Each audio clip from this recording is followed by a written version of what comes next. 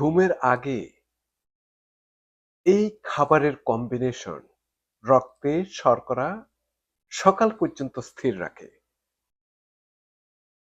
আমি ডাক্তার মঞ্জুর মোর্শেদ, একজন cardiologist, USA থেকে বলছি। আপনি যখন ঘুমান, আপনার রক্তের শর্করা কিন্তু ঘুমায় না।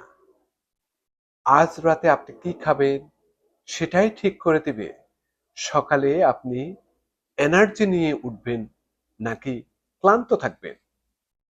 আপনার ব্লাড সুগার স্থির থাকবে নাকি রাতেই বেড়ে যাবে।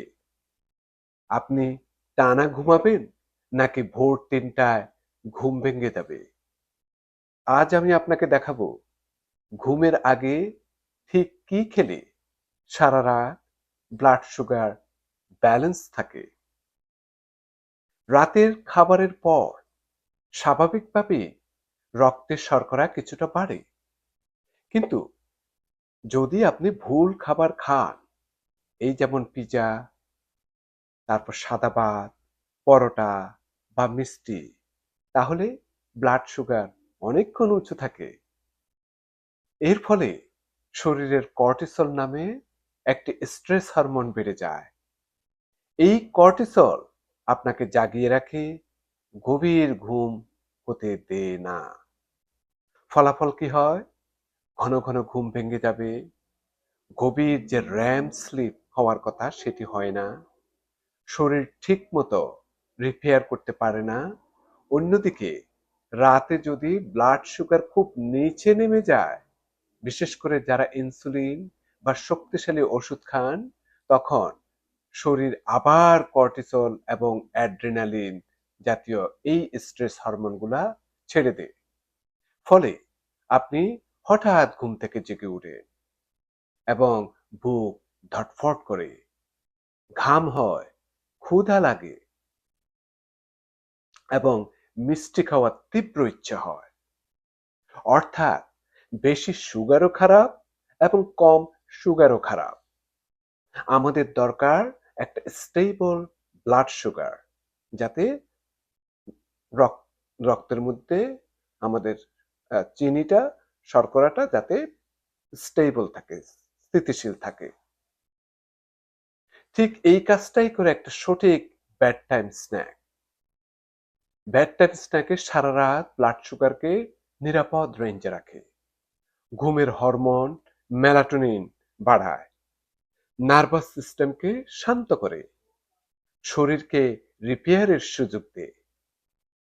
কোন খাবারগুলো কাজ করে আসুন জেনে নিই। প্রথমে বাদাম, বাদাম, বিশেষ করে আলমন্ড, এতে থাকে ম্যাগনেসিয়াম, যা পেশি এবং স্নায়ুকে শান্ত করে। অধিকাংশ ডায়াবেটিস রোগীর ম্যাগনেসিয়াম ঘাটতি থাকে।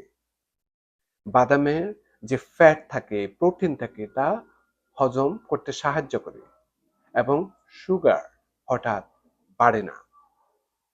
এরপরে যে বাদামটার কথা বলবো সেটি হচ্ছে যে ওয়ালনাট, আখরোট। এতে আছে omega-3 fatty acid, insulin sensitivity বাড়ায় এবং প্রাকৃতিকভাবে অল্প পরিমাণ মেলাটোনিন থাকে এবং ঘুম ভালো হয়। এখন আসি একটি আশ্চর্য খাবার, সেটি জানি না বাংলাদেশে অনেকে চিনেন কিনা, আমাদের এখানে দেখা যায়, সেটি হচ্ছে যে কিউই। গবেষণায় দেখা গিয়েছে ঘুমের ১ ঘন্টা আগে দুইটো যদি কিউই খান, তাহলে ঘুমের মান 40% পর্যন্ত উন্নত হয়। এতে দ্রুত ঘুম আসে, রাতে ঘুম কম ভাঙ্গে, কারণ কিউইতে থাকে সেরোটোনিন, যা মস্তিষ্কে গিয়ে মেলাটোনিনে রূপান্তরিত হয়। এছাড়া কিউইর গ্লাইসেমিক ইন্ডেক্স খুবই কম, তাই সুগার হঠাৎ বাড়ায় না। সুতরাং খাবারের কম্বিনেশনই হচ্ছে আসল চাবিকাঠি। যদি রাতে আপনি ভাত বেশি খেয়ে থাকেন, তাহলে 10 থেকে 12টা বাদাম যথেষ্ট। যদি রাতে লো লো কার্ব খাবার খান, যেগুলোতে কার্বোহাইড্রেটটা কম, তাহলে 2টো কিউই খান এবং সাথে 4 থেকে 5 টুকরা আখরোট খান।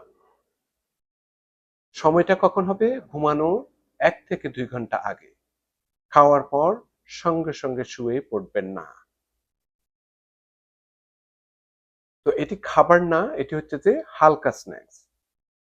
তো হালকা স্ন্যাক্স এর মধ্যে আপনি খেতে পারেন সামান্য কিছু বাদাম, তারপর কিউই, দুটোর বেশি না, যা একদম এখন এড়াবেন সেটি নিয়ে আমি এখন কিছু বলতে চাই। ঘুমানোর আগে মিষ্টি, বিস্কিট, আইসক্রিম খাবেন না। সাদা পাউরুটি, চানাচুর, ক্র্যাকার এগুলা এড়ানোর চেষ্টা করবেন। ভাজা পোড়া, পিৎজা, বার্গার এগুলা থেকে যত দূরে থাকা যায় ভালো। ক্যাফেইন যেমন চা, কফি, চকলেট, অ্যালকোহল এগুলো থেকে দূরে থাকা বেস্ট।